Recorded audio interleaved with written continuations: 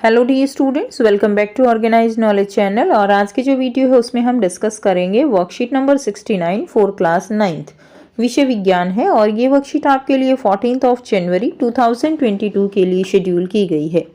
आज की जो वर्कशीट है स्टूडेंट्स, उसमें हम कार्य तथा ऊर्जा जो हमारा चैप्टर है उसी को कंटिन्यू करते हुए आगे पढ़ेंगे। सो वर्कशीट शुरू करने से पहले प्लीज़ चैनल को सब्सक्राइब कर दीजिए, बेल आइकन को भी प्रेस कर लो ताकि आपको आने वाली वीडियोस की नोटिफिकेशन वो समय से मिल जाए। सो देखिए क्या दिया गया है आज की वर्कशीट में। जिज्ञासा दीदी, हम जानते हैं कि ऊर्जा एक रूप से दूसरे रूप में बदल सकती है, लेकिन निकाय की कुल ऊर्जा का क्या होता है? तो बच्चों, हमने बहुत तरह की ऊर्जा अब हम पढ़ चुके हैं, हमने एग्जाम्पल भी पढ़े थे और हमने ये भी देखा कि कुल जो ऊर्जा है एक निकाय की, निकाय का मतलब यहाँ पे क्या है? सिस्टम। किसी भी सिस्टम की कुल ऊर्जा वो हमेशा क्या रहेगी? बराबर रहेगी। बस उसमें क्या होगा कि वो एक रूप से दूसरे रूप में बदल सकती है।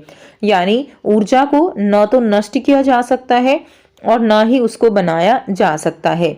जब भी ऊर्जा एक रूप से दूसरे रूप में रूपांतरित होती है तो उस निकाय की कुल ऊर्जा क्या रहती है? हमेशा अपरिवर्तित रहती है। ठीक है, ऐसा क्यों होता है? ऐसा ऊर्जा संरक्षण नियम के कारण होता है। इस नियम के अनुसार ऊर्जा को न तो बनाया जा सकता है और न ही इसे नष्ट किया जा सकता है। इसका केवल एक रूप से दूसरे रूप में रूपांतरण हो सकता है। ठीक है, ऊर्जा संरक्षण का नियम सभी स्थितियों और सभी प्रकार के परिवर्तनों के लिए क्या है? मान्य है। तो ये क्या है? ये ऊर्जा संरक्षण का नियम है, जिस नियम के अनुसार ऊर्जा को केवल एक रूप से दूसरे रूप में परिवर्तित किया जा सकता है।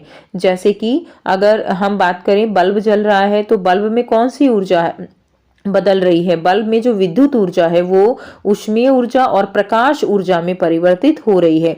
तो यही क्या है? यही जो है ऊर्जा संरक्षण का नियम है।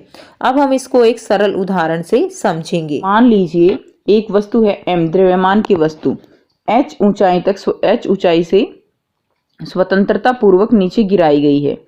प्रारंभ में इसकी स्थितिज ऊर्जा कितनी होगी? जब बेटा कोई भी जो वस्तु है वो बिल्कुल ऊपर है तो इस समय क्या है इसके अंदर? इस समय इसके अंदर स्थितिज ऊर्जा है। ठीक है, इसकी स्थिति के कारण। लेकिन अब ये यहाँ पर गति में नहीं है तो इसकी गतिज ऊर्जा कितनी है? अब गतिज ऊर्जा क्या होगी? इसकी गतिज ऊर्जा होगी इसकी 0, क्योंकि इसका प्रारंभिक वेग बिल्कुल शून्य है। और हमें पता है गतिज ऊर्जा बराबर है ½ mv²। बेटा वेग अगर 0 है तो यानी गतिज ऊर्जा 0 है। यानी अब इसमें केवल स्थितिज ऊर्जा है, गतिज ऊर्जा नहीं है। ठीक है, जब वस्तु गिरती है तो क्या होगा?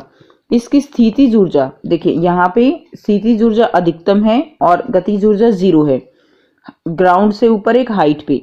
जब वस्तु गिरेगी तो क्या होगा? स्थितिज ऊर्जा जो है वो कम होती चली जाएगी और जो स्थितिज ऊर्जा है वो जितनी कम होगी उतनी ही वो काइनेटिक एनर्जी यानी गतिज ऊर्जा में बदल जाएगी। यदि किसी दिए हुए क्षण पर वस्तु का वेग v है तो गतिज ऊर्जा बेटा कितनी होगी? 1/2 mv² होगी। ठीक है, तो जैसे जैसे ये बॉल नीचे आएगी इसकी जो स्थितिज ऊर्जा है वो घट रही है और गतिज ऊर्जा बढ़ रही है।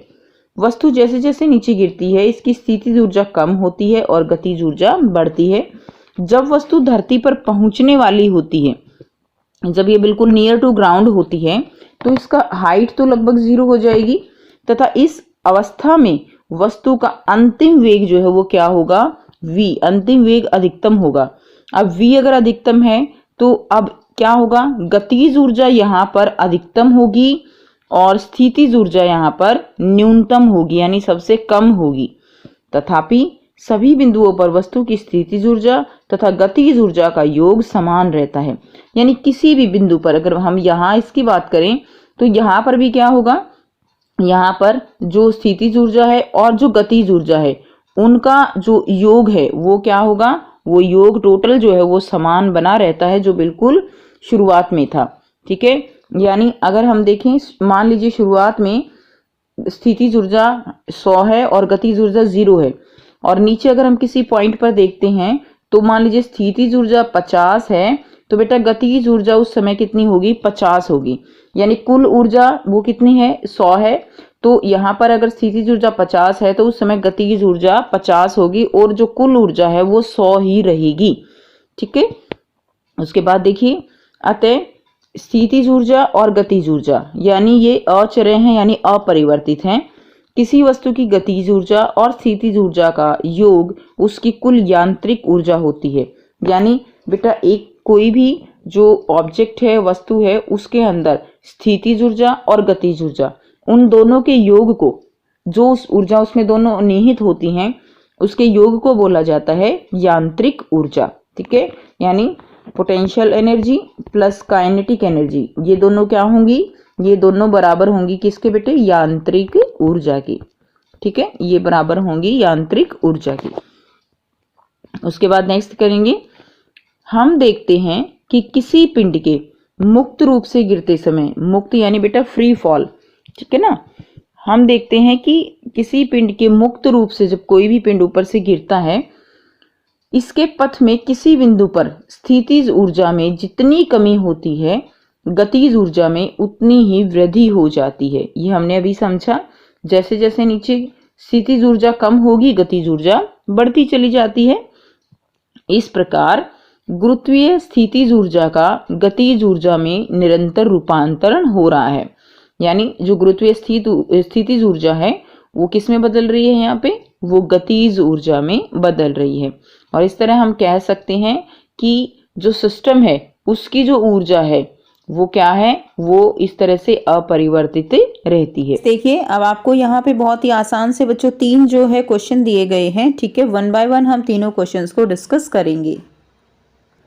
पहला क्वेश्चन है ऊर्जा संरक्षण का नियम लिखिए। तो ऊर्जा संरक्षण का नियम क्या है, ऊर्जा को न तो बनाया जा सकता है और न ही इसे नष्ट किया जा सकता है, इसका केवल एक रूप से दूसरे रूप में रूपांतरण हो सकता है। तो ये क्या है, ये ऊर्जा संरक्षण का नियम है। नेक्स्ट देखिए प्रश्न 2 है, एक गतिशील जो है गोलक कुछ समय पश्चात विराम अवस्था में क्यों आ जाता है, अंततः इसकी ऊर्जा का क्या होता है, क्या यह ऊर्जा संरक्षण नियम का उल्लंघन है। तो इसमें क्या लिखेंगे हम, गोलक की ऊर्जा जो है लगातार वायु के घर्षण के विरुद्ध कार्य करने के प्रयोग में कार्य करने में जो है क्या हो जाती है, खर्च हो जाती है। और खर्च की गई जो ऊर्जा है वो किस में बदल जाती है, ऊष्मा में बदल जाती है। यानी बच्चों जो गोलक है वो क्या होता है, वो जब इस तरह से जो गति करता है, एक बार इधर गति करता है फिर इधर करता है, तो ऐसे ऐसे जो है वो क्या करता है, गति करता है और उसके ऊपर जो वायु है उसका घर्षण बल लगता है। सो गोलक की ऊर्जा लगातार वायु के घर्षण के विरुद्ध कार्य करने में प्रयोग होती है और खर्च की गई ऊर्जा ऊष्मा में बदल जाती है। लेकिन यह ऊर्जा के संरक्षण के नियम का उल्लंघन नहीं हुआ, क्योंकि यहाँ ऊर्जा एक रूप से दूसरे रूप में बदल रही है, इसलिए हम नहीं कह सकते कि यह ऊर्जा संरक्षण नियम का उल्लंघन है। नेक्स्ट देखिए क्वेश्चन नंबर 3। क्वेश्चन नंबर 3 बच्चों आपको दिया गया है, इसमें देखिए यहाँ पे दिया गया है 20 किलोग्राम का कोई पिंड 4 मीटर की ऊंचाई से मुक्त रूप में गिराया जाता है।